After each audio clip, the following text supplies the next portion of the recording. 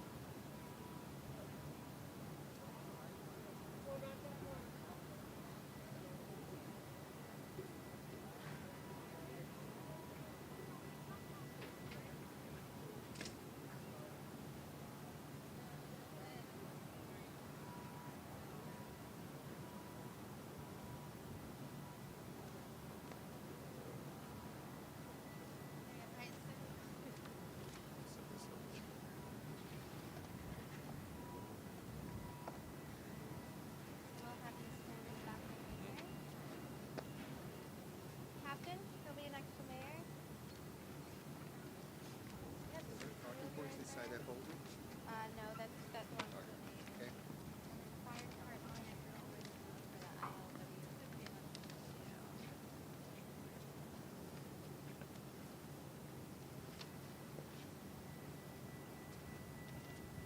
So we're just gonna have him up here. We'll have you sit on the side. Okay. There's questions. Back in the middle. But I can go there. Yeah, you don't mind. Pier chief.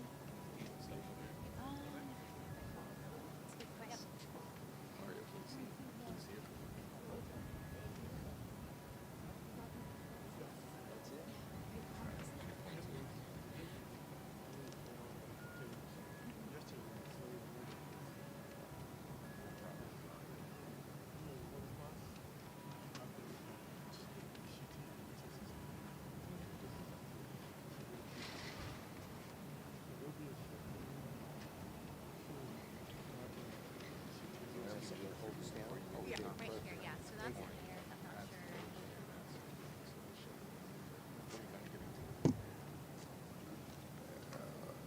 Oh, So we'll begin in about 1 minute. Does that sound good? Sounds good.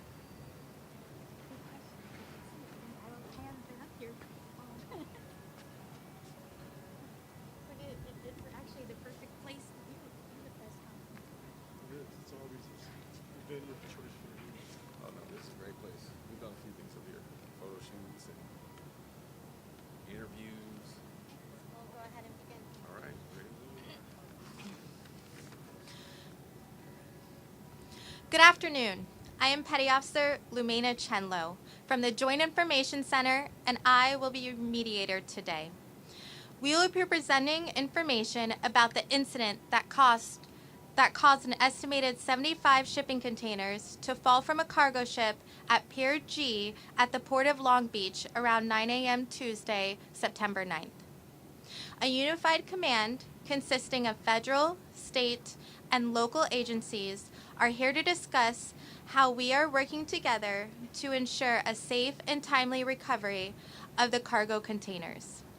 Today's press conference will include the following speakers: Long Beach Mayor Rex Richardson, U.S. Coast Guard Captain Stacy Creasy, Port of Long Beach CEO Mario Cordero, Long Beach Fire Department Fire Chief Dennis Buchanan, and then ILWU Local 13 President Gary Herrera. After you hear from our representatives today, we will open it up to questions. We will limit it one question and one follow-up questions. If we have extra time, we will open it up for further questions. I ask that you please keep your questions related to the incident. If you choose to go off topic, your question will not be answered.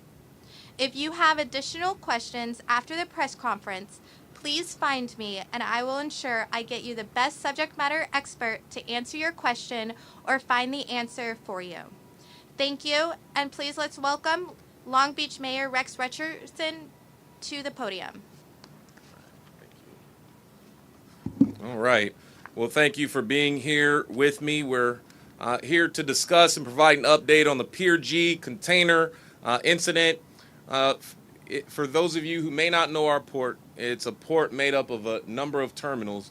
Pier G is right behind us here, where this ship is behind us. And we're proud to be here with the Coast Guard, who's leading incident command and the recovery efforts. And we are a very busy port. Although there's an incident at this pier, all the other piers are still operating. It's a very busy port, the second busiest port in America. And through this gateway, we're connected to 2.7 million jobs are supported through this gateway. 1.1 million jobs in California, 691,000 in Southern California, and cargo handled in Long Beach is valued at $300 billion annually. So a lot of cargo. This is incredibly important seaport, not only to our local community and our local economy, but to our state and national economy. And we know that better than anyone. Most of the goods that ship through this port are goods people use every day: furniture, textiles, goods. They all come through this seaport. Our businesses, our farmers also depend on these facilities to find markets for their products and commodities on the global stage. We are the economy. We are central. We are the gateway to the world's economy. And thankfully, in this incident, everyone is safe, most importantly. This situation could have been a whole lot worse, but we are so fortunate that the women and men who work here, our dock workers, they're safe. And that is, we can't underscore that as a priority enough. Our priority continues to be the safety of people, the people working at this terminal, folks responding to this incident, and the public. We also prioritize our environment here at the Port of Long Beach. And so all recovery operations are continuing to proceed with caution. A lot of progress has already taken place over the last 24 hours. If you see what's behind us there, you don't see containers floating around like the scene was yesterday. A lot of it's been sort of brought together already, and so the operation is making some real progress. So right now we're in a recovery posture to remove the containers that fell into the water yesterday, thankfully with only one minor injury. At the same time, except for the area surrounding the container vessel, Mississippi was the name of the container vessel, cargo is moving at the terminal, which has been open to trucks since yesterday. The incident was rapidly brought under control thanks to a unified response and led by our U.S. Coast Guard. We are thankful for our partners who are acted swiftly and are continuing to manage the incident. Amongst them is U.S. Coast Guard, the Department of Homeland Security, Long Beach Fire Department, Long Beach Police Department, representatives from Mississippi Cargo Ship, Stacks Engineering, and our ILWU dock workers. So we are grateful for all of their support, and we are incredibly grateful that our dock workers are safe. The Port of Long Beach remains open and fully operational. I spent some time talking with the leaders of the incident command today, and we're committed to ensuring the highest standards of safety. So we'll continue to work closely with our partners at the Coast Guard and across the supply chain to keep goods moving and support the needs of our nation's economy.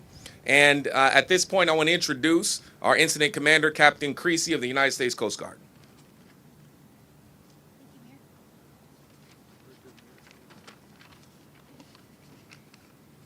Hi, good afternoon, everyone.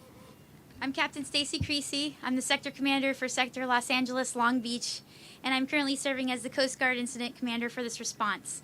I'd first like to express thanks and my gratitude for the quick response actions of the eyewitnesses and first on scene yesterday at approximately 9 a.m. when the incident occurred to keep everyone safe. Namely, Supervisor Peter Salazar from Customs and Border Protection, who was on scene at the time of the incident and reported it to the Coast Guard. It was a miracle that no one suffered any major injuries, especially those individuals who were on the emissions collection barge at the time when the containers fell on top of it. And just as a situation summary, as Mayor already stated, the containers from the cargo ship began falling from the vessel while it was in the process of offloading at berth G232 in the Port of Long Beach. Our latest report shows that approximately 75 containers filled with general cargo fell out of the 2,412 on board the vessel. Some of those containers fell on top of the barge, which was spudded down and tied off next to the container vessel at the time. The barge suffered some damage, and there has been a sheen reported coming from the barge. The barge has approximately 2,000 gallons of renewable diesel on board. Our first actions were to establish a unified command to ensure the safety of all responders and the dock workers nearby and prevent the situation from worsening, while ensuring the protection of the environment and facilitating commerce.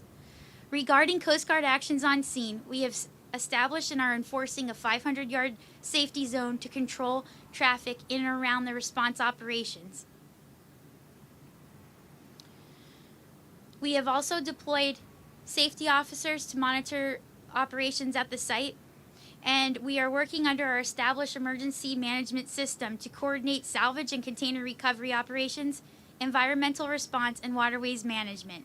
We also worked with CBP, Customs and Border Protection, to obtain a list of containers and cargo that were impacted. The container ship and emissions barge activated their salver and oil spill response organizations, and the U.S. Coast Guard will be working with them to develop plans to safely recover the containers and allow the vessel and barge to move from the area. We are working to address the sheen from the barge. However, it is still currently unsafe to put any people on board the barge. Additionally, the Coast Guard and NTSB are conducting an investigation into the incident and working to develop courses of action to not let this occur again. This is still a dynamic situation with many unknowns. However, we have contingency plans in place and are working with the intent to restore all activities within the port as soon and as safely as possible. I greatly value the strong partnerships and coordination with our partners and the work that is being done by all the members of the Unified Command. Thank you very much for your time.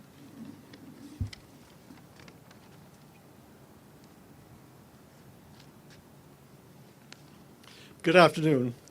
Mario Cordero, CEO of the Port of Long Beach.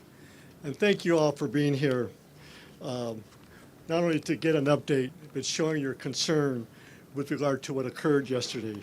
So thanks to the mayor who has given you an overview of the situation, and thank you, Captain Kersey, for your leadership here in leading the Unified Command.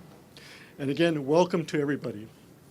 Now, as the mayor referenced, if you look behind me, the venue of where this incident occurred, Pier G, you see that it's pretty much cleared with regard to the unfortunate incident that occurred yesterday. There's a terminal right across the way, which is known as Pier J. That terminal is in full operation. They expect a vessel to be arriving here within the next 24 hours. So again, the takeaway is, despite the incident the unfortunate incident that occurred, the message here is that the Port of Long Beach is fully operating. And so with that, again, I want to thank to the first responders and all the quick responders who addressed this incident with regard to the workers and labor. You know, when you talk about labor, a lot of times the talking point is that it's a dangerous job. And sometimes people don't realize how dangerous this job is for the men and women who work on the docks. And here's an example of what could happen. Now, thank God that there was no injuries and no casualties. There was one minor injury, but again, in the scope of what you see on the footage, it's really a blessing that there was no casualties or injuries, so to speak. So we're here at the helipad. This is what this area is described or is known. And you see the Port of Long Beach here. And again, those of you who could attest that the Port of Long Beach is fully operating. We have 22 terminals at this port. So with the exception of the one berth where this incident occurred, everything is in control in terms of the movement of cargo, which is not only important for the region, but important for the nation. So we have 6 container terminals. ITS is one of them. And again, as I mentioned, we have 22 shipping terminals. And for Port of Long Beach, again, as part of the largest container complex in the country, we moved 9.6 million TEUs, as you are aware, in 2024. And despite the issues that we have with regard to tariffs and other aspects, we may be reaching that number this year. So I think, again, from an operation perspective here at the Port of Long Beach, I can represent to you that we're doing well. The cargo is moving. And I want to give thanks to all the agencies, again, more specifically the Coast Guard, the the Command and Control Center, LAPD, Long Beach PD, and the Fire Department, and all the stakeholders in this complex. And you'll hear more from Long Beach Fire Chief Buchanan. So with that, again, just to make sure that from an operation perspective, you're aware that, again, the men and women here and those first responders, they are working 24/7 at the Port of Long Beach. And as a testament to that effort, day and night, again, look behind me, and that area is pretty much cleared. But again, we are in control of it. So thank you so much, Coast Guard, fire, police, and everybody involved in this situation. So to reiterate, the message here to the public is that the situation is under control, cargo is moving, and we're keeping the labor force moving and working, moving the cargo. And with that, thank you so much for showing your concern.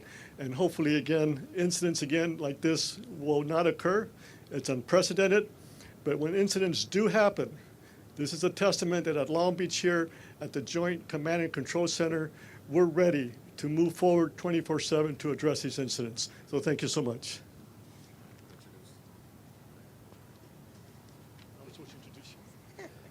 apology. Now I'm going to introduce Long Beach Fire Chief, Chief Buchanan. Thank you, Mark. Well, good afternoon. Thank you, Mr. Cordero. And thank you so much for coming to the Port of Long Beach. As you know, yesterday this incident happened, and my name is Fire Chief Dennis Buchanan, spelled D-E-N-N-I-S. Last name is Buchanan, B-U-C-H-A-N-A-N. We got the response yesterday morning around 9:06. I had fire department units respond. The initial response from our units was several containers were in the water, and several were leaning against the gantry crane. An isolation perimeter was established immediately, and we requested accountability of all personnel. I am extremely grateful that no one got injured. There was a minor injury to one of the workers on the barge. He was assessed and treated, but was not transported. And due to the scope of the incident, our Assistant Chief, Jim Underwood, established a unified command immediately. That unified command incorporated U.S. Coast Guard, Long Beach Police Department, Port of Long Beach, and vessel captain. And initially, the Long Beach Fire Department responded with our Urban Search and Rescue Task Force, our Hazardous Materials 24, Fireboat 1520, our lifeguard rescue boats, and then the battalion chief, which was under the command of Battalion Chief Jim Flint. Long Beach Fire Department units assisted with assessing the area for any personnel injuries, determined if there's any hazardous materials released, and secured the isolation of the incident perimeter. In addition, we prevented any additional containers from creating any hazards. We are extremely grateful for the coordination that was established at the Unified Command. At this time, we continue to assess the situation. We don't have any fire department units on scene, but we're here to support our Port of Long Beach partners, and we're going to make sure that this area stays safe. Thanks so much again for coming out. With that, we'll go ahead and turn it over to the U.S. Coast Guard. All right. Well, we want to thank you, and as you can see, cargo vessels entering the port now. The port is open for business. Safety is a #1 priority for us here in the city of Long Beach. We're proud of the swift response that everyone is safe. And we mentioned one minor injury. When we say minor injury, we're talking an ankle sprain, someone getting out of the way. So we are fortunate. It could have been a whole lot worse. These incidents are rare, but they do occur. With these large vessels that go from port to port across the ocean and things, occasionally these things do happen, but an incident of this magnitude is incredibly rare, and we are fortunate no one was hurt, but we have and will continue to prioritize safety. So we're going to invite back up our MC Lowe to handle the questions. So we actually have one more person to talk, and that's going to be ILWU Local 13 President Gary Herrera. Good afternoon, everyone. As you heard, we are very fortunate that no members of the ILW or anyone else was seriously hurt. There's no casualties. I'm up here to tell you today that as the investigation goes on and the planning goes on for the restoration project, the men and women of the ILW are here to make sure that those containers are lifted out of the water onto the dock and put in a position to be removed off the dock at some point in time. For over 90 years, the men and women have moved and delivered this type of cargo. This type of incident we're very familiar with. So until the investigation happens and we have some answers, we will make sure that all safety protocols are adhered to. We will not be sending our members up on a ship until it's safe to do so. But on the dock, we're continuing to do right now is move containers from the water that are floating onto the dock, out of the bay, for the safety of the channel. So with that being said, I want to say once again thank you to all the stakeholders. On the first day that we were there, we got to put in safety protocols, a perimeter that made sure that everybody was safe. And once again, it's a testament to the relationships we have with the Port of Long Beach and all of our first responders. It's truly amazing to see in this complex how many moving parts there are and how quickly we can move together. So thank you.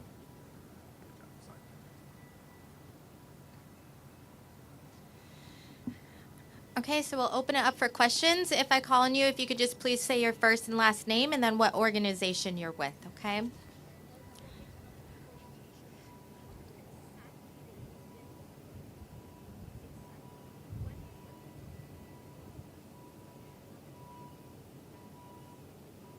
So just to repeat your question, you're asking how did the actual accident occur?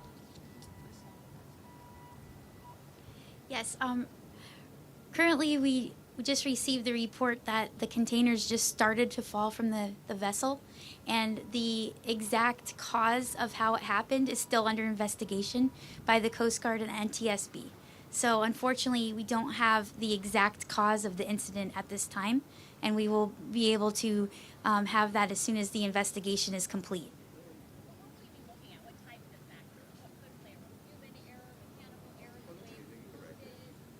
All of that, yes.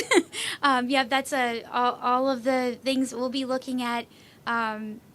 All of those factors, just like you mentioned, human error, what the status of the vessel was at the time, and we have investigators that do this on a daily basis that look into any type of accident or injury that occurs on board a vessel. So they have many factors that they will look at and take into place, even including drug and alcohol testing, and as well as everything about how the stowage was on the vessel, and all the factors that you could probably think of. Thank you. Oh, sorry.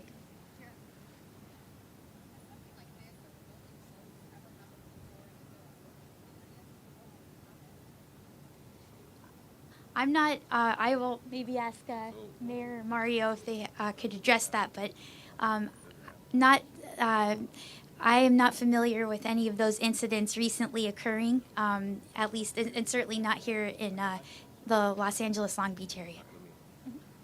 So I want to give you some perspective from both our port operations and from LW, who works in the ports every day. I will tell you that occasionally you may have a container or two in the process that comes off and then it's recovered. It hasn't been an incident of this magnitude before. I'm going to ask Mario just talk just a little bit about how frequent something like this happens to a smaller degree. And I also want to bring in Gary afterward to really get the perspective of the dock worker. Okay, so in the context, and thank you for the question, keep in mind that this is the largest container terminal complex in the United States. So we move, together with Los Angeles, 20 million containers. So like any other workplace, things happen. But as the mayor referenced, this is unprecedented to the extent of what we saw occurred yesterday. So I think we look at it from a global perspective, incidents that happen around our ports around the world. Yes, accidents happen. But again, at the Port of Long Beach or at this complex, I've never seen anything that approximated what occurred yesterday. So last I will say this, and I referenced it in my comments. You know, at times when we have labor issues, people don't appreciate, the public doesn't appreciate how dangerous this job is. This is not the first time a container kind of doesn't go correctly the right way. But again, just imagine the men and women who were there who potentially could have caught up with this. And for those who question whether or not this job is dangerous, you saw it firsthand. So I'm sorry, you had a question? Oh, I'm sorry. You have to ask her. Oh, Yep. So ILW, Gary Herrera from the ILW will answer part two. So just to remind and just repeat that we want to raise our hands before we ask a question. I'll call on you. We just want to make sure we get the right representative to answer your question. I wanted to address really the magnitude of what you see around here. If you guys look to your left over there, those are men and women of the ILW that are driving those cranes right there. They're controlling the movement of cargo. When the question was asked is how often this might happen, not often at all. It's very rare. The men and women work in this environment where they unload and load these containers without any fault. So on the day of incident yesterday, I can tell you right now, it was not human error when it came to the labor of the men and women of the ILWU. I wanted to make sure that says. I want to set a couple records straight. There was no mooring lines that were snapped. There wasn't an explosion on the terminal that we know of that caused that. So when you ask the question, how often, it's very rare that you see what happened yesterday. These men and women of the ILW are a very skilled workforce. They've been doing it for 90 years, and I would say their record is pretty good when that question arises. Which is why it requires an investigation. Well, and honestly, that's why we're in investigation right now. That's why it's so important that these parties right now get together, stakeholders, because of the unknown and that rarity of it is why the investigation is so important. Okay, so right here, sir.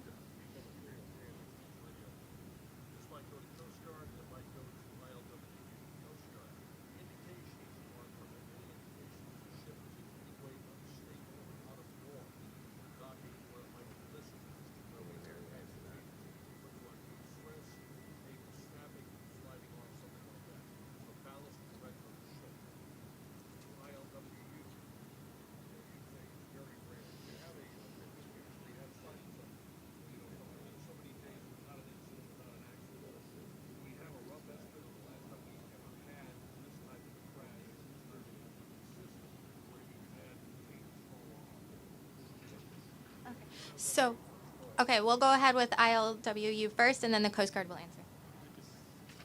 So this incident has not been seen like this, I would say, ever.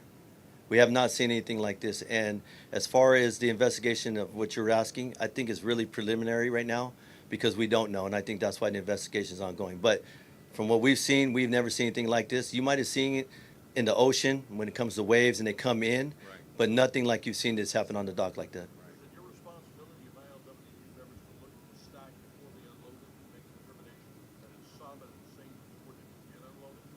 When the ship comes in, the men and women will unload and load and stack, and we have the clerical union to make sure that everything is stowed properly.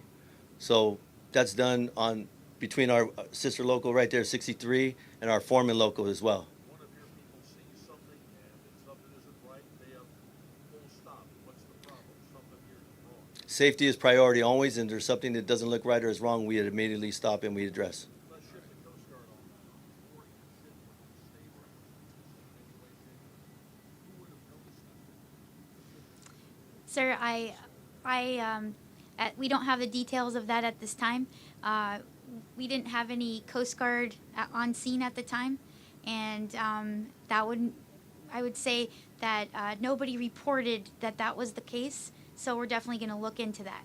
You've already talked to the captain, you've talked to the chief engineer to make sure that this may not have been a part of what happened here. We have a team working on that investigation right now, talking to the captain and the crew members on board.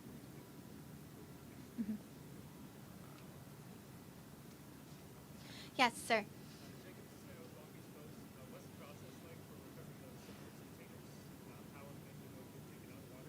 Okay, so I'll go ahead and let the United States Coast Guard answer. Okay.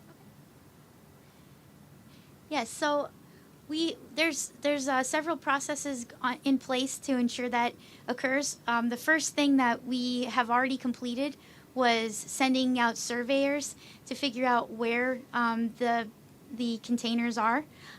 So basically, marking and understanding which submerged containers need to be removed, and then developing a plan with our contractors and the facility to ensure that we can safely basically raise any containers that have been, sunk, and then also move them over. Many of them are already corralled, and we're currently reviewing a plan to just have a crane pick those out of the water and put them to a designated location at the facility. And we're just trying to ensure right now that could be done in a very safe manner, and also with a plan, in a planned way, so that we understand where they're going to go and not cause any more incidents or casualties in terms of any more containers breaking or causing an issue. So we want to have a plan in place to ensure we can address that and carrying it out systematically.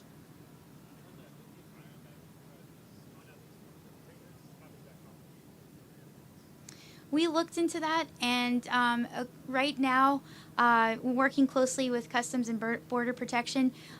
We understand that the cargoes are general cargo, and there was a mention that lithium-ion batteries could be there, but then we further clarified, and we don't believe that in any of the containers that fell that was a cargo on any of them.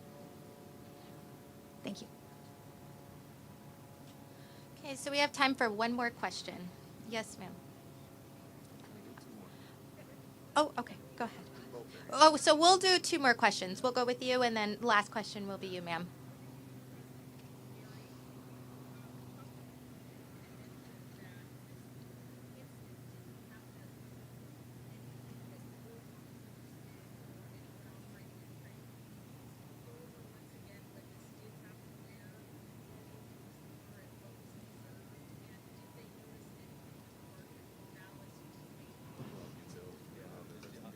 Okay, I'll go ahead and forward that to the IWU.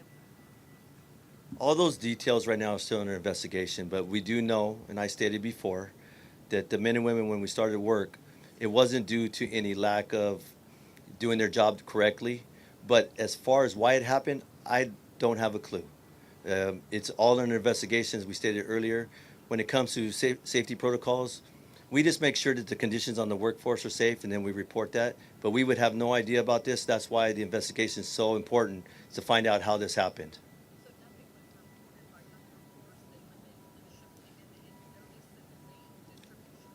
At that moment, talking to my workforce, nobody knew anything. We're just working like every day. But that's why this investigation is so important, because we do not know why this happened.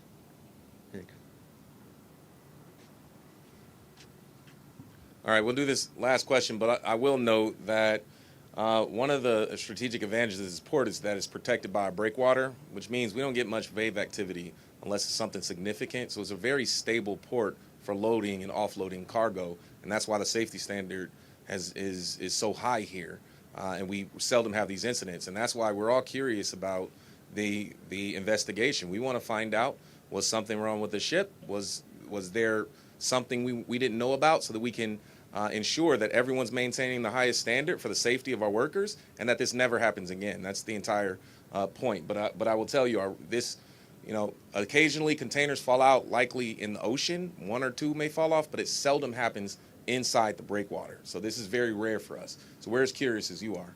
Last question. Hi, Macy. Thank you.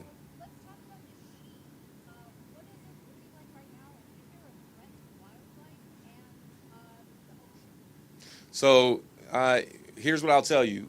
Safety and the environment are of utmost concern. And so we're going to invite up one more time our captain to talk about what's on the manifest. What have we learned about what's in the containers, so that we can make sure that people feel comfortable about what's the recovery that's taking place. Captain.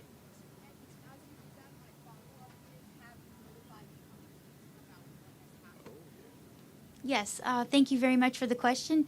So as far as we understand, the sheen is coming from the barge.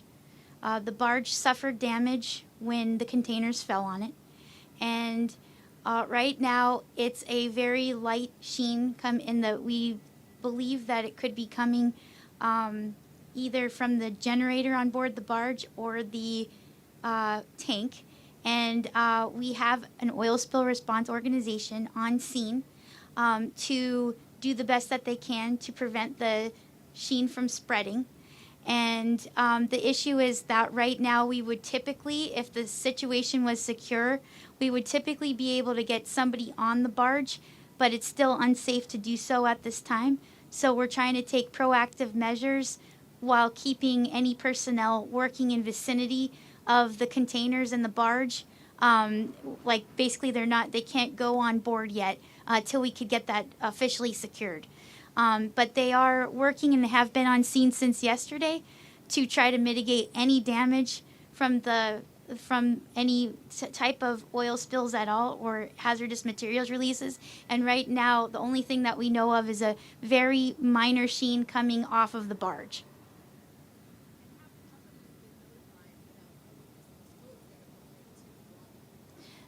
We are working with both